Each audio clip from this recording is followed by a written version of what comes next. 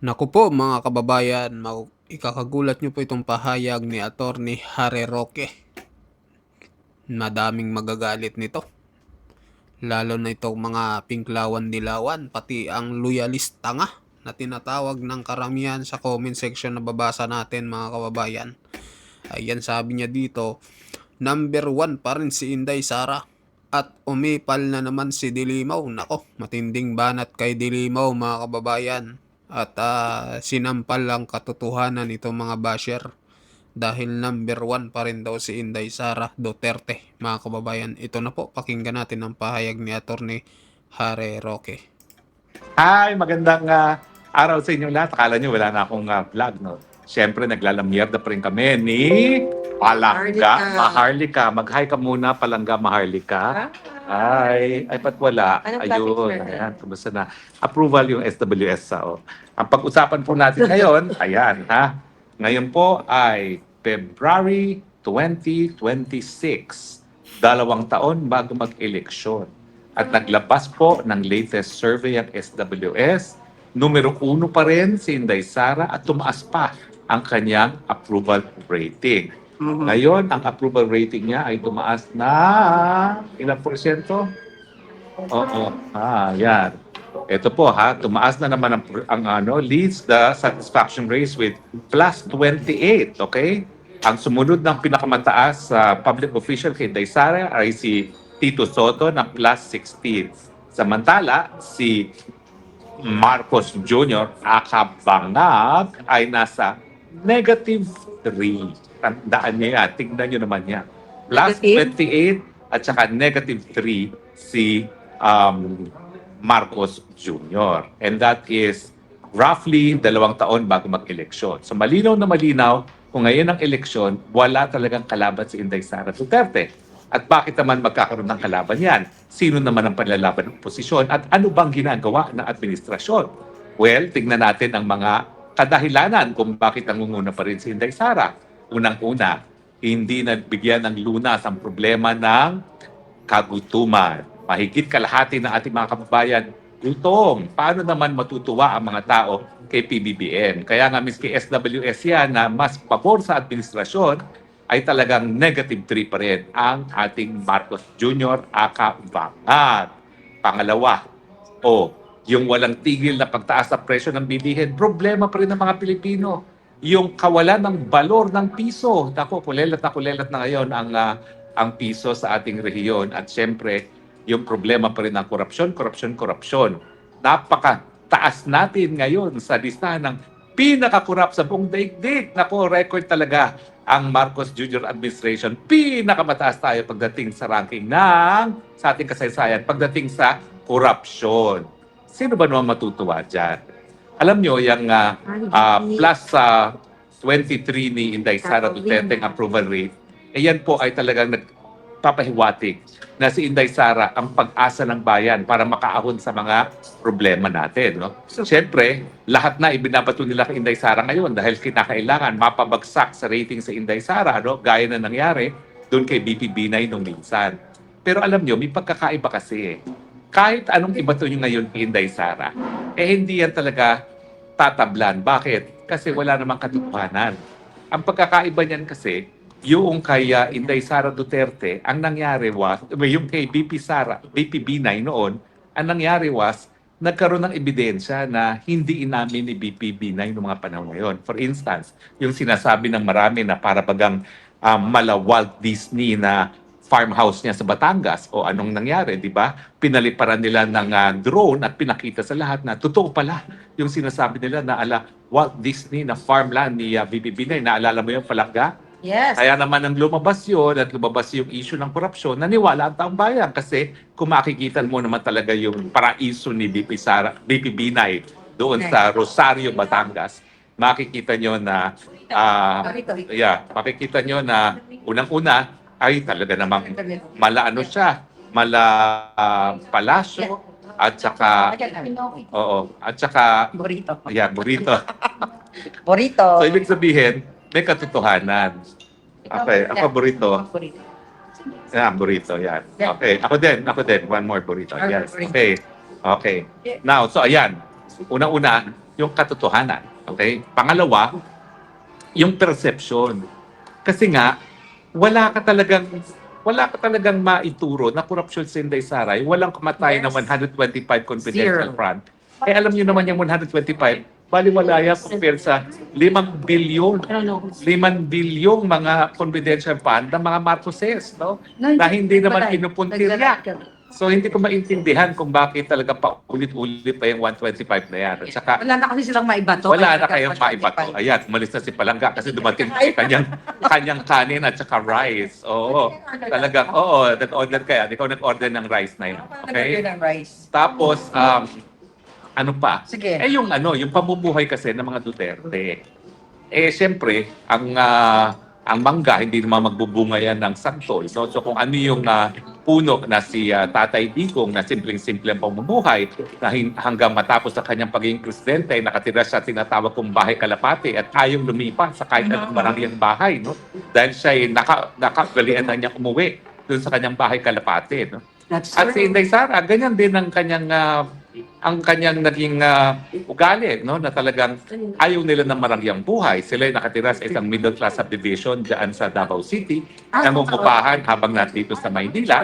At wala naman talaga mapakita na rice. nakaw na yaman sa kanila. No? Gaya ng mga kayamanan na nakita natin sa ibang mga opisyalis, gaya ni VP Pinay at saka ni CJ Corona. No? Alam niyo yung CJ Corona, huwag niyo kakalimutan ha, na booking si CJ Corona na meron siyang undisclosed dollar deposit na $10 million. Kaya siya na-convict ng Senado. No? At syempre, ngayon ay sinasabi nila na may kinalaman yung conviction ni Corona doon sa galit ng mga Aquino dahil ang liit-liit ng presyo na ibinibigay sa mga kawangko noong napamigay sa mga magsasaka ang Hacienda Luisita. No? Pero sa katotohanan lang, ang katotohanan lang, may nahanap kasi yung ombudsman no, na si Conchita Carpio Morales na $10 million na deposito na hindi dineklara sa SALN ni Corona. I don't think may makahanap silang ganyan kay VP Sara. Sa ngayon, meron na silang access sa mga bank accounts ni VP Sara. Gaya na nagkaroon sila ng access sa aking mga bank accounts. So at nakita naman nila na wala talagang suspechoso na mga transaction dyan. Dahil ako naman, aking mga bangko, mula pa nung ako'y nagsimula magtrabaho, nung ako'y nasa law school, hindi na ako nagbago ng bangko. Isa lang ang bangko ko, isa lang mga accounts ko. No? Wala akong maraming mga accounts dyan. No? At sa katunayan, mula naman nung ako'y nagtatrabaho pa sa Senado, working student, nagdeklara na ako ng tamang Statement of Asset and Liabilities and Network. No? Na kung na-preserve naman yan ng Kongreso, makikita niya na aking pagkakasala, hindi ko napalaki pa yung aking salin. No? Lalo lang siguro lumiit. Pero considering na mga 30 years na yan, mula nung ako'y original na nag-file ng salin, hindi naman katakataka siguro kung medyo malaki naman yung aking naging salin. Ngayon po ay hindi ko magalaw kasi ang BIR, pinirelease naman ang aking mga bank accounts. No? So, ibig sabihin, kahit anong putik na ibabato, kapag wala namang basihan, at kapag hindi naman kapanipaniwala ang mga kasinungalingan na binabato, hindi umiepekto. Yan din po mangyayari sa mga sinasabi ni Madriaga na siya daw ang money bag ni Inday Sara Duterte, samantalang hindi naman siya kakilala ni Inday Sara Duterte. Ang tanging pinaghahawakan ni Madriaga na kakilala sa Inday Sara Duterte, isang larawan ng eleksyon. No? Yeah. Lahat naman ng mga politiko nagpo-post-post sa mga botante. Siyempre, sino ba naman yung hihingi ng boto sa botante tapos makikipagsasabihin, hindi, ayaw ko makipag-post sa'yo, lalong-lalo na, hindi mo na makakilala kung sino yun. So, hindi nakapagtataka na tumaas pa ang satisfaction, ang approval rating ni Inday Sara dahil nga unang-una, palpak ang pamumuno ni Marcos. Yan ang dahilan. At dahil sila'y kontrapartido ni Marcos, yung approval rating ni Inday Sara nagpapahiwatig na binibigyan ng tao, na magkakaroon ng tao ng pag-asa kay Inday Sara Duterte dahil taliwas ang pamumuno ni Inday Sara Duterte sa pamumuno nitong Marcos Jr. Okay? Now, anyway, isa pa natin pag-usapan, no? Nako, nakita niyo ba yung mga pinagsasabi ni Delaima na kung ni Sabaquin yan, sabi ni Palangga. Abay tinitira niya ang China, no? At sinasabi niya bakit daw kinakailangan mag-apologize yung Tariela, walang masamang ginawa si Tariela. Naku, alam niyo yung mga ganyang deklarasyon. Yan ang deklarasyon na nanggagaling sa mga ignoramo. ignoramos kung paano talaga dapat ginagampan ang diplomasya sa panig ng mga bansa, lalong-lalo na meron na nga sikalot. Pangalawa, yan ay mga nanggagaling sa mga tao na umeepa lamang. O anong ibig sabihin ko? Well, unang-una, meron talaga tayong sigalot. Yan yung pinag-aagawang mga isla sa West Philippine Sea. Pero lilinawin ko sa inyo, bagamat inaangkin natin yung mga isla na yan, wala pang hukuman, wala pang arbitral tribunal na nagsasabi na atin yan. Ang napanalo natin doon sa arbitral tribunal na ating sinulong laban sa China ay mga deklarasyon na may kinalaman sa law of the sea. Wala po yung kinalaman sa teritoryong lupa. Kasi nga, ang arbitral tribunal na gumawa ng desisyon na yan ay UN Tribunal for the Law of the Sea. So walang kinalaman yung pinag-aagawang lupa. At dahil ang karagatan naman, ang extent, yung laki ng lawak ng ating karagatan ay sinusukat natin galing sa lupa, habang hindi nare-resolba kung sino talaga ang merong mas malakas na titulo sa pinag-aagawang lupa, talagang walang magkakaroon ng definitive stand kung sino talaga mga may-ari ng isla na yan. Kaya nga kinakailangan daanin sa diplomasya. Dahil pareho na ang China naman at ang Pilipinas ay hindi pumapayag na ito'y isumite sa International Court of Justice o di naman kaya sa isang arbitral tribunal gaya ng ginawa natin dun sa issues on law of the sea. So habang wala pang third party na magdedesisyon kung sino talagang merong mas malakas na titulo, kinakailangan magpatuloy ang mapayapang pag-uusap at syempre, paano ka makikipag-usap? Kung ang mga ahente mo, kasi Tariel ay ahente naman talaga dahil siya ay napakataas opisyalis ng Coast Guard at hindi lang yan, siya pa ang spokesperson ng Coast Guard pagdating sa West Philippine Sea Matters. No? Paano ka magkakaroon ng mapayapa at mahusay na pag-uusap para magkaroon ng diplomatic na solusyon kung babastusin mo ang presidente nila? Pero siyempre, itong si Delaima, tingin niya sa pagdedepensa kay Tariela at paglalaban sa China, siya ay makakaroon ng pogi points. Well, una-una, hindi makakalimutan ng taong bayan kung anong mga naging paratang kay Delaima. At kayo na ang umungkat kung ano yung mga paratang na yan. Sabay. Oo, at wag natin kakalimutan na hanggang ngayon, hindi inaamin ni Delaima na yung West na nagdesisyon na siya ay walang sala ay naging estudyante niya. Sa San Beda, bagamat yung judge na yon, pinapromote na, binigyan pa ng promotion ni Marcos sa Junior, ay ngayon ay naging justice na sa Sandigan Bayan. So hanggang ngayon, ang sinasabi niya, hindi ko maalala. Ako, kalokohan po yan. Ako bilang mas matagal na nagturo at saka naging full-time professor, di gaya niya na part-time professor lamang, ako po kilala ko kung sino mga estudyante ko mga naging judge and justices. Dahil po, kapag meron kang estudyante na naging judge or justice, parang trophy yan. Siyempre, parang accomplishment mo na rin yan, yung naging estudyante mo ngayon ay talagang maestrado. No? So, imposible po na hindi niya maalala kung sino mga estudyante niya naging mga maestrado. Kasi nungalingan po yan. But anyway, ang punto naman po, siya ay umeepal dahil siya ay umaasa na pagdating sa 2028, makakabalik siya sa Senado. Kaya anong taktika nila? Di humanap ng kalaban.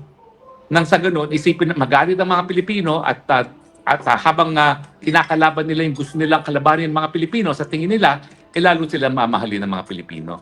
Sa tingin ko po, hindi mangyayari yan. Kasi tayo, hulela tayo sa turismo dahil inaaway natin ng China. Hulela tayo sa paglago ng ekonomiya dahil inaaway natin ng China na pinanggagalingan ng mga kapital, lalong-lalo na ng ating mga karating bansa. Pangatlo, kulela tayo pagdating sa ating exports sa papunta ng China dahil nga po, inaaway natin ng China. Dapat siguro tingnan natin ang nangyayari sa ating mga karating bansa. Lahat sila umuunlad. Napakadaming kapital galing sa China. Napakadaming turista galing sa China. Napakaraming mga official development assistance, mga proyekto galing sa China. Dahil nga, inaayos nila yung relasyon sa China. Pati nga yung amo ni Marcos Jr. si Trump, nakikipag-ayos ng relasyon kay President Xi. Bakit tayo hindi natin gawin yun? Sa bagay, sa totoo, tingnan yung mga aktwasyon ngayon ni Marcos Jr. Matapos niyang kalaban-kalabanin ng China, gusto niya ngayon makapagbati at tahimik ngayon siya sa issue ng China. Kasi alam niya, mali yung ginawa niya. Hindi tayo unlad habang inaaway natin ang pinakamalagong ekonomiya ngayon sa daigdig. At hindi natin kayang ipanalo ang isang laban, isang gera, laban sa isang siguro pangalawang pinakamalakas na bansa ngayon pagdating sa kanilang militar. In any case, kaya wag po tayo magpanlinlang ha. Yung mga umeepal, Thank you. yan po ay para nga bulahin kayo na ihalal na naman sila sa Senado. Pero wag po natin kakalimutan ang kanilang mga ginagawa. Huwag natin kakalimutan anong ginagawa ng Secretary of Justice na nakikipagkaraoke sa loob ng Muntinlupa kasama ang mga drug lords. Hindi ko po pinag-usapan kung anong naging desisyon ng hukuman na naging estudyante naman niya.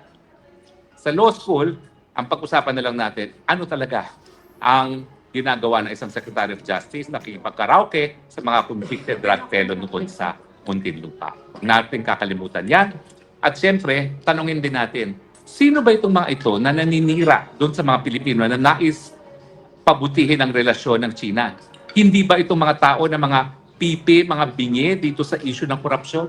May narinig na ba kayo tungkol sa korupsyon galing dyan kay Delaima, galing dyan kay Ontivirus, galing dyan kay Erich, galing dyan kay Pangilinan, galing dyan kay Mama Aquino? Sila nga yung mga kunwari, nagmamahal sa bayan, kunwari, nagbibigay importansya sa karapatang pantao, pero ngayon, sinusuportahan ng Marcos na alam natin na hindi lang bangag, kundi lumalabag din sa karapatang pantao, at hindi lang po yan, no? Talagang parang pumapayag sila na mabago kasaysayan ng Pilipinas, na ang Marcos Sr. ay diktador, ang Marcos Sr. ay talagang naging salot ng ating lipunan. Anyway, kumukulo na po ang aking chance sa makain ako, ha?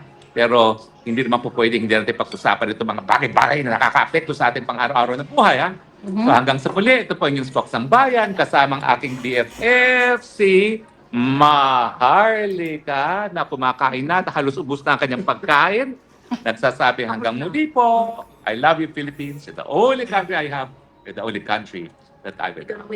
Bye! So ayun mga kababayan, ano po masasabi nyo dito, no, sa banat ni Attorney Harry Roque dito kay Dilima at dito sa pag number 1 sa survey ulit ni BP Sara Duterte. Ayan. So hindi pa tayo nagkakalye survey niyan mga kababayan, pero number 1 pa rin si BP Sara. Paano pa kaya pagka nagkalye survey na tayo, no? Talagang maraming mag-iiyakan mga kababayan. Pero for now, hintay muna tayo ng mga ilang buwan or mga isang taon pa bago natin umpisahan. So yun, mag-comment kayo mga kababayan at mag-like kayo sa ating video, at sa mga bagong pasok dyan, pa-subscribe din po ng ating channel. Maraming salamat po sa inyong lahat.